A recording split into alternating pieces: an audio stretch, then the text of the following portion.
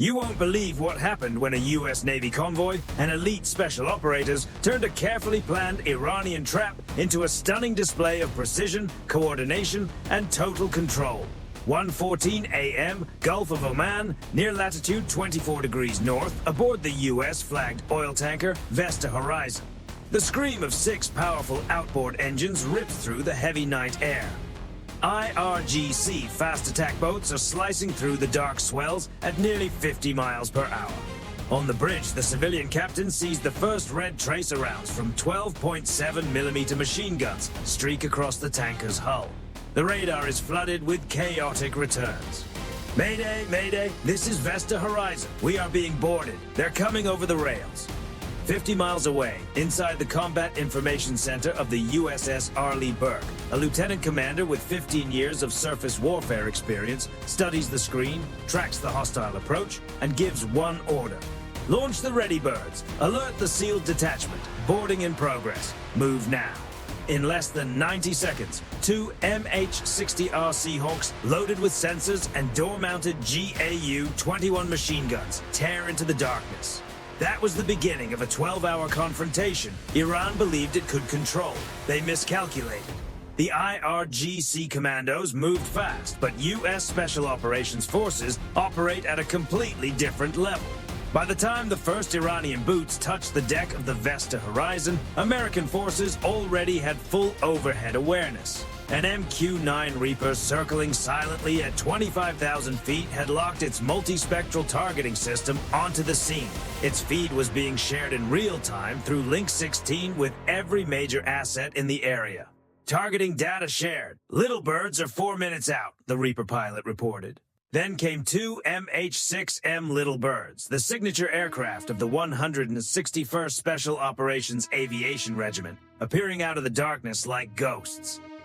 They flew so low that rotorwash kicked seawater over the Iranian boats. On the benches sat operators from SEAL Team 6. They fast roped straight onto the tanker's bridge wing while a Seahawk overhead laid down suppressive fire. The Iranians on deck instantly realized they had triggered a response from one of the most capable maritime assault forces on the planet. They pulled back to their fast boats, slammed the throttles forward, and raced toward the Iranian coastline, heading for a jagged rocky position near Siri Island. But this was no ordinary retreat. It was a lure. They weren't simply escaping. They were drawing the Americans in. U.S. Central Command watched the movement through high-definition thermal feeds. The order came down quickly. Do not let them regroup. Pursue and shut down the staging point. 2 FA-18E Super Hornets launched from the USS Abraham Lincoln and entered the pursuit corridor. The lead pilot armed AGM-114 Hellfire missiles. Everything about the U.S. response was operating with exact timing and total integration, like one seamless machine. But beneath Siri Island, Iranian commanders were watching their own screens with confidence. For 3 months, they had built an illusion. To AI systems and legacy radar alike, a site on the Kashim coastline appeared to be the crown jewel of the IRGC Naval Defense Network. It had all the signs of a major command center. Strong thermal output from what looked like generators, leaked radio traffic, and rows of what seemed to be Qatar anti-ship missile launchers. It was a decoy and an impressive one. Iran had used industrial heat lamps to imitate the thermal signature of running engines. Old Soviet-era radar emitters created the electronic profile of an active fire control hub. Inflatable mock-ups were positioned so convincingly that from 20,000 feet they looked like real armored systems. Hidden in the surrounding limestone cliffs were hundreds of high-definition cameras. The goal was never just battlefield success. The goal was the media narrative. They wanted dramatic footage of American air power striking what they would later present as a civilian humanitarian site. Command node identified. Permission to engage, the Super Hornet lead reported. Cleared hot, came the reply from the carrier. The fighters released GBU-31JDAM precision-guided bombs. The logic was simple. Remove the command center, and the fast boats lose their support base. The bombs hit with the force of a small earthquake. Plywood frames and sheet metal mock-ups disappeared instantly. But as the smoke rose, U.S. sensors detected something deeply wrong. The heat sources were still there. They were not generators. They were thermal traps. Ambush! Ambush! Break left! From hidden cave openings, the real Iranian launch positions came alive. Shore-based Noor anti-ship missiles blasted from concealed rails, their rocket boosters lighting up the cliffside. At the same time, dozens of IRGC fighters, armed with older shoulder-fired air defense weapons, opened fire on the low-flying helicopters. U.S. forces had been drawn into a kill box. An MH-60M Black Hawk supporting the SEAL team came under intense tracer fire.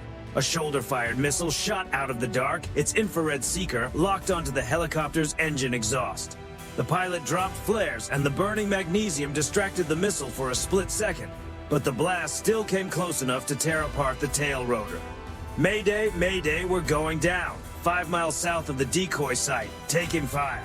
The Black Hawk went into a violent spinning auto-rotation and slammed onto a remote beach on the Iranian coast. The crew survived the crash, but they were now isolated deep inside hostile territory.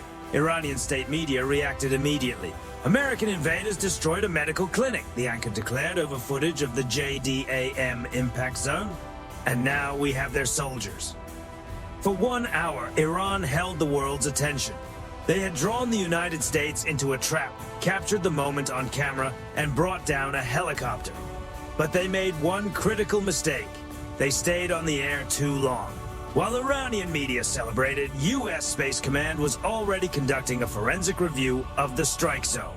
A KH-11 reconnaissance satellite was retasked for sub-meter analysis. American analysts didn't focus on the blast craters. They studied the shadows. That's when the picture changed. The armored vehicles showed no true weight signature. There were no tire tracks in the sand leading to them.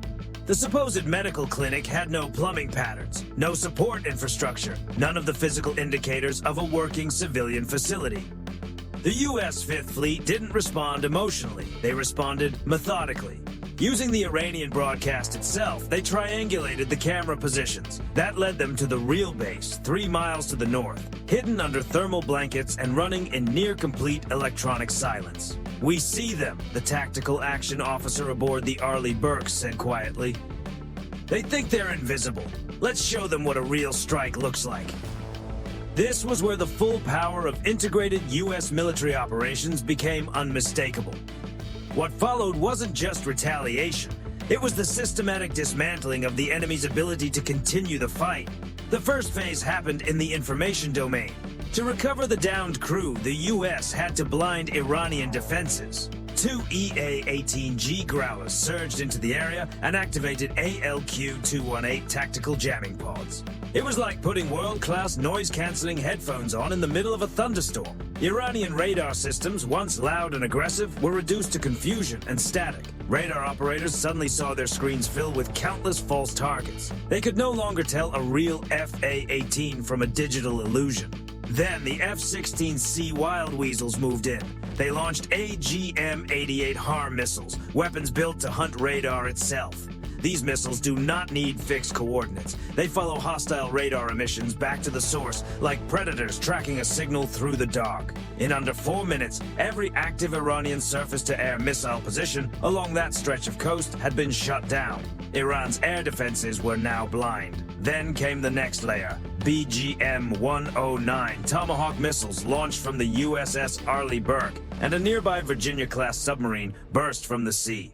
24 of them rose into the night. Each Tomahawk is essentially a $2 million flying computer, designed to navigate long distances with astonishing accuracy and strike exactly where it matters most. They did not approach in a straight line. Instead, they used terrain-following navigation, weaving through valleys and staying below the Iranian line of sight. The strikes landed on the real bunkers, the fiber-optic communication nodes linking the IRGC back to Tehran, and the fuel storage sites supporting the fast attack boats. The actual Iranian command center, hidden 3 miles away, was taken apart with such accuracy that even the nearby trees were left untouched. As the crew's missiles were landing, the recovery mission for the downed Black Hawk crew was already underway. This became one of the most intense moments of the night. 2 AH-64E Apache Guardians, among the most advanced attack helicopters in service, established a protective ring around the beach. Using 30mm chain guns and AGM-114 Hellfire missiles, they created a 300-yard exclusion zone around the crash site. When an Iranian armored column tried to push toward the shoreline, the Apache crews picked them up on longbow radar. What followed was less of a contest and more of a one-sided shutdown. Two Hellfires struck the lead vehicles and the rest of the column immediately turned away. Then an MH-47G Chinook, the Superhook, moved into position above the beach. While SEALs secured the perimeter, the Chinook crew used a heavy-lift hoist to recover sensitive flight data and weapons from the downed Black Hawk. The stranded operators were pulled aboard, and just before departure, the final U.S. air asset arrived to clear the scene. A single Super Hornet released a GBU-32 onto the wreckage, reducing valuable American equipment to molten metal before Iranian forces could get near it or document it. The entire counterstrike lasted exactly 52 minutes. Iran had spent months building and preparing its phantom-based strategy, and the United States dismantled it in under an hour. For the IRGC, the return on investment was disastrous. They poured resources into decoys and propaganda, only to lose their main regional command hub along with some of their most valuable radar systems. That is the kind of strategic imbalance that fascinates viewers. When one side enters a high-tech fight against an opponent that has already mastered the pace, the network, and the battlefield itself, defeat is not just likely, it becomes almost unavoidable. Iran's final effort to push back came from a lone coastal battery that managed to launch an older Qadr missile at the Arleigh Burke as it moved back toward the carrier strike group. The tactical action officer did not even need to sound a full alarm. He watched the track appear on the Aegis display and calmly gave the order.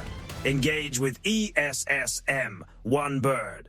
A single RIM-162 ESSM rose from the vertical launch cell. Think of it as a missile built for speed, agility, and immediate response. It intercepted the incoming Iranian missile 5 miles out, turning it into a burst of sparks over the water. It was over in an instant. So why did the US come out on top? It was not just because of the Tomahawks or the Hellfires. The real advantage was the speed of the kill chain, or more accurately, the speed of detection, decision, and response. Iranian forces were operating as separate pieces. Their boats were not fully linked to their radar picture. Their radar systems were not fully tied to command. They were acting like skilled individuals trying to perform together without a conductor. US forces, by contrast, were operating as one connected combat network. The SEAL on the ground, the Super Hornet pilot overhead, and the technician aboard the Arleigh Burke were all working from the same digital picture. That is what cooperative engagement capability really means. It allows a ship to engage a target it cannot directly see, using targeting information from another platform, even from a laser designator, held by a special operator on shore. In modern warfare, the speed of shared information matters just as much as the speed of the weapon itself. The United States has spent decades and enormous resources building that advantage. Iran tried to apply an older style of deception against a force built for a fully connected 21st century battle space. As the sun came up over the Gulf of Oman, the USS Abraham Lincoln returned to its routine patrol. Global trade continued moving through the strait, protected by a fleet that had once again demonstrated how tightly coordinated it could be. For the IRGC, it was a day marked by major losses and a failed operation. For U.S. Special Operations Forces and the Fifth Fleet, it was another mission completed under pressure. Iran's challenge to U.S. Special Operations was a calculated gamble that collapsed because it misunderstood what modern power really looks like. Iranian planners believed a phantom base and a carefully shaped media narrative would be enough to slow the American response. What they failed to grasp was that the U.S. military is no longer just a collection of ships, aircraft, and elite units. It functions as a single connected system that can cut through deception almost as easily as it can operate in darkness.